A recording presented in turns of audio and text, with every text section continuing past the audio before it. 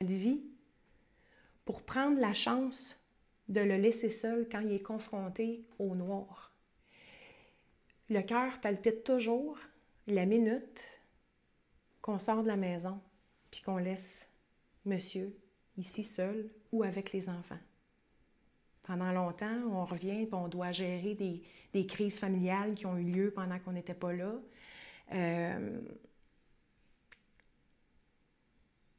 J'arrive juste pas à comprendre qu'on n'ait pas reconnu l'impact qu'on peut avoir puis l'importance qu'on a. Moi, j'ai surpris mon mari à faire une tentative de suicide. Puis cette peur-là, là, depuis ce jour-là, elle est là parce que j'ai compris qu'il est capable de revêtir son uniforme invisible puis d'atteindre ce niveau-là où est-ce qu'il n'y aura plus vraiment d'émotion. J'ai peur qu'il oublie mon visage puis qu'il passe à l'acte. Puis il y en a plusieurs comme moi. Il y a toujours cette notion-là de responsabilité qui est présente.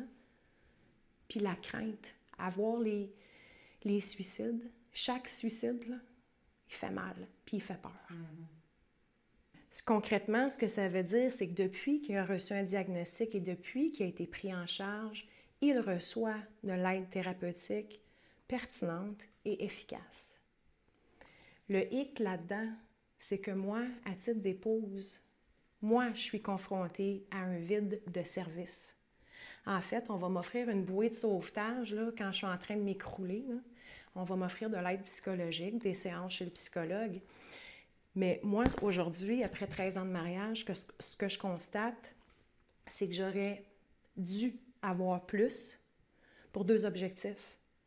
Me protéger, moi et la famille, des impacts collatéraux générés par le syndrome de stress post-traumatique, mais aussi pour supporter les efforts thérapeutiques dans lesquels il s'investissait.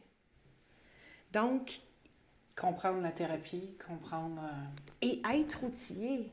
Pour vous dire, là, la gestionnaire de cas, justement, est venue la semaine passée. Okay. Elle s'adressait qu'à mon mari. Moi, là, je n'existais pas.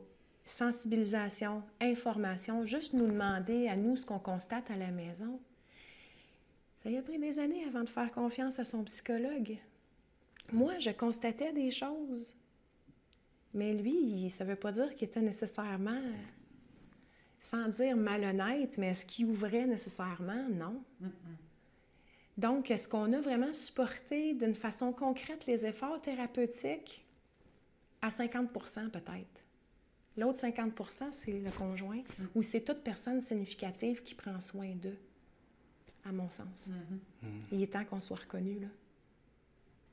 Puis le PTSD, c'est vraiment pas connu, même encore aujourd'hui, si on regarde les agents, de la manière qu'ils nous approchent, comme je me suis fait approcher cette semaine, avec un ton vraiment directif, puis du pointage de doigts. C'est de valeur, mais j'ai vraiment pété une fuse quand je me suis tellement senti attaqué quand l'agent est venu cette semaine. J'ai vraiment pété une fuse. J'ai monté en haut. C'est juste l'insensibilité de la façon dont ils prennent les choses en main. Il y a un manque là, d'éducation. En tout cas, je pense que dans notre cas, on peut dire qu'on relève ce défi-là quotidiennement, puis on s'en sort bien parce qu'on s'aime, parce qu'on a travaillé ensemble, parce que mon mari s'investit énormément depuis plusieurs années. Mais ça n'a pas toujours été le cas. Donc, ça m'a pris tellement d'années pour moi à comprendre les subtilités de son comportement, de ses attitudes, de ses paroles, de ce qu'il vivait, puis d'être sensible à sa cause. Qu'est-ce que vous racontez, Jennifer, dans vos capsules sur YouTube? Ces capsules-là visent vraiment à sensibiliser les gens, à favoriser une meilleure compréhension de l'entourage du blessé à l'égard du blessé, puis à l'égard de sa blessure. Les gens voient souvent le syndrome de stress post-traumatique, puis oublient la personne qui est véritablement en arrière. C'est ce que je constate.